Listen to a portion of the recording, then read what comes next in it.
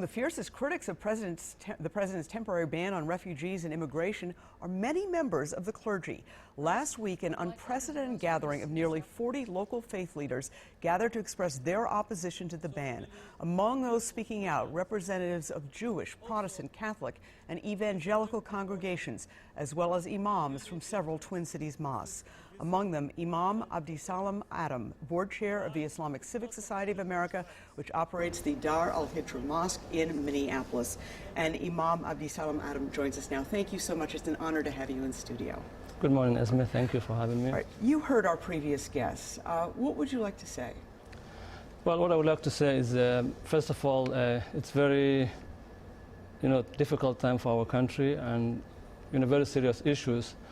But what I would say is the idea of saying President Trump kept his promise or his pledge during the campaign does not really address what's happening now.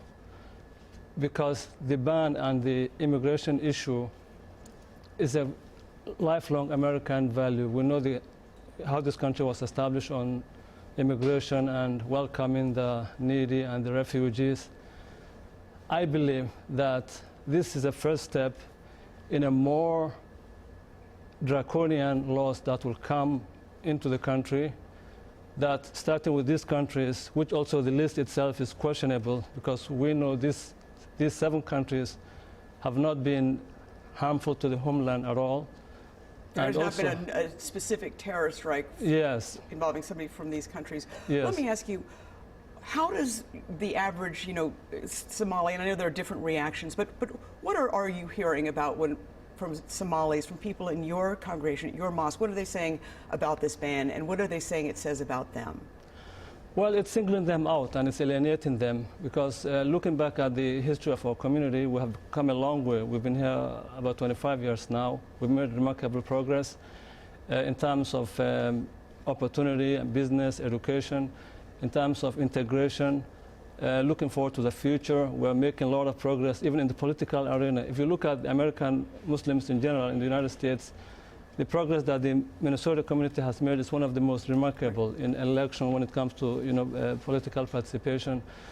And also in faith building, we've done a lot of good work with the faith community. That's why the statement that you mentioned that happened last Monday was so powerful, is because we have that working relationship of welcoming the other and religious communities working together and for the common good and for establishing peace and making the moral compass alive for our community and guide the congregants who are so worried and who are so concerned. So the Somali community is really feeling being treated unfairly by the Trump administration. Okay. Imam, our previous guest, Ms. Byhofer, said that these people want to hurt us. I know that you have been invited to the White House as part of a Minnesota delegation to talk about ways to prevent terrorism. When you hear somebody say these people want to hurt us, what are your thoughts?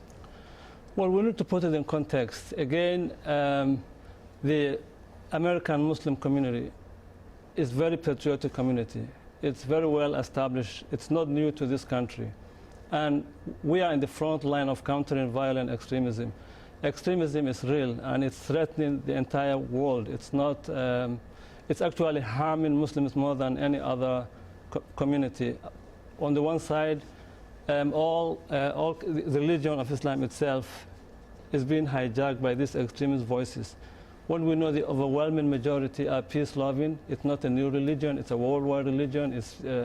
It has common beginnings with Christianity and Islam, where the Abrahamic faiths, we have so many practices that are in common line with Christianity and Judaism. So the idea of seeing Islam as the other and as dangerous is totally counterproductive and not true. All right. Well, Imam, thank you so much. It's an honor, as I said, to have you in. We certainly appreciate your time, as always. Thank you so much. Okay.